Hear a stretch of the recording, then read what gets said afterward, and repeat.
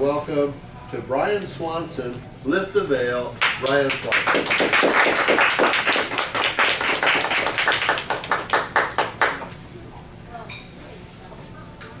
It's going to move the furniture. Good evening, fellow Toastmasters and empty guest next to me. Our story begins on the Kenai Peninsula, a few hours south of Anchorage, Alaska. Me and my buddies were headed down to the canneries to look for work. 3 Texans in a Ford Festiva in Alaska. Nothing's gonna go wrong. Nothing at all. So I got Chris in the back, not Chris Neal, my buddy Chris that I grew up with. He's got yellow, curly, bushy, wavy hair, and he's sitting there in the back and he's just kind of waving in the wind. He's enjoying himself. He's got an infectious laugh. He laughs at just about everything you say, so you always want to bring him with you. You always want to take him wherever you go. And then I got his brother Thomas riding shotgun, and he's looking at a map, acting like he knows where we're at, but he doesn't have a clue. And we're cruising along, and I'm seeing these awesome mountains. Gosh, I want to take a picture of these mountains. So there's a little dirt road, and I shoot off to the side of the dirt road, and there's a little bit of mud ahead. And it looks about, a couple inches thick. And you can imagine probably what happens at this point. I drive forward and I get stuck. That's right. 3 Texans and a Ford Festiva in Alaska. But not too long, I see a Toyota coming. And it looks like it's slowing down. And it looks like it has a winch on the front. Go figure. And here it comes, pulling up. And it does have a winch. I love this place. We've only been stuck for a couple of minutes out in the middle of nowhere. And somebody, the first person actually driving by, is driving a Toyota that has a winch on it that can help us. This is awesome. Out swings the door. Muddy boots hit the ground. They're tucked into the jeans. The jeans are tucked into the boots, excuse me. And I'm like, oh, this person's prepared. And I think to myself, gosh, where are my boots? And I don't want to look down at my jeans because they're probably filthy dirty. But I stand bold, I stand confident, because I'm the one who got the car stuck. Out pops a lady. I'm taken aback. I'm a little apprehensive. Looks like you can use some help, she said. Obviously, we're 3 idiots. We can use your help. She walks over to the winch, pops the release, pulls the line, hands me the hook, and says, go hook this up to your back axle. Okay. So I go down, hit the ground, wallowing around in the mud. It's like a pig pen. I'm just sitting there wallowing. I finally get the line hooked up. I jump up and recover, and I tell her, we're good to go.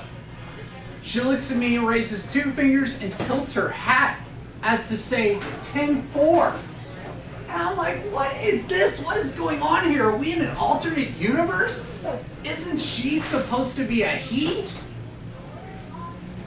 She kind of looked at me with a little bit of an odd look, but it was probably because I looked extremely stupefied, if that's a word, dumbfounded for sure, and she just shot me a look of confidence, hopped into the truck, popped it into reverse, and pulled us out of the mud.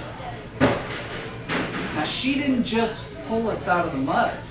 She also pulled my perspectives, my views of the world, and my ideologies out as well that day. And then she laid them on the table for me, kind of like a potluck. And I got all my perspectives about the world lined out. And over here by the green bean casserole, well, that's the one about this lady that says, young ladies like this don't drive big, dirty, muddy trucks with mud tires. And young ladies like this don't have winches on the front. They certainly don't know how to work them. And young ladies don't have muddy boots right when they jump out of the truck. And my paradigm shift happens. My perspective is shattered. See, it came to me that we all grow up in particular environments, or we come from origins where we have certain views maybe because of the way we were raised, if we were on the West Coast, East Coast, or in a different part of the world, but we all have these biases. And I had that about this young lady. And she took that and just smashed it. And what it did is it made me grow as an individual. I think a lot of times people think that they have a sense about how things work or how it is maybe in a different part of the world or a different part of the nation or even in somebody else's household. And sometimes you think you know even from maybe a story that's being told, very much like the one I'm telling you now. Or you see something on TV, or you see something on the news. You think, you know, I understand what's going on there. But the reality is you don't. Just like I didn't. Even if I saw this scripted out on television and watched it from afar, I still wouldn't think the young ladies do that. I would think it was made up for TV.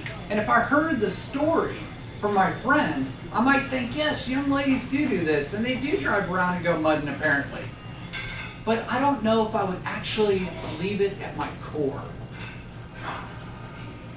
And so from there, when I have this perspective and this mighty change that's occurring, I realize that the main thing is that I'm pushing out the walls. I'm stretching the boundaries. I'm growing.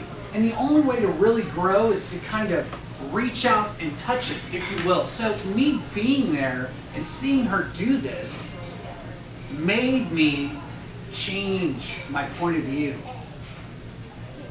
And the next time I get stuck in the mud, well, I'll be looking for a young lady to pull me out.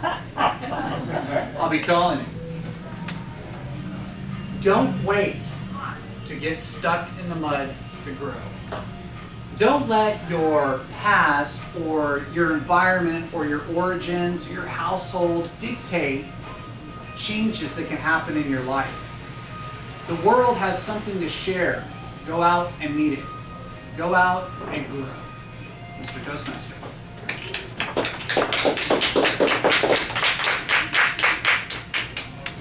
Let's take a moment out to write a comment to Bryan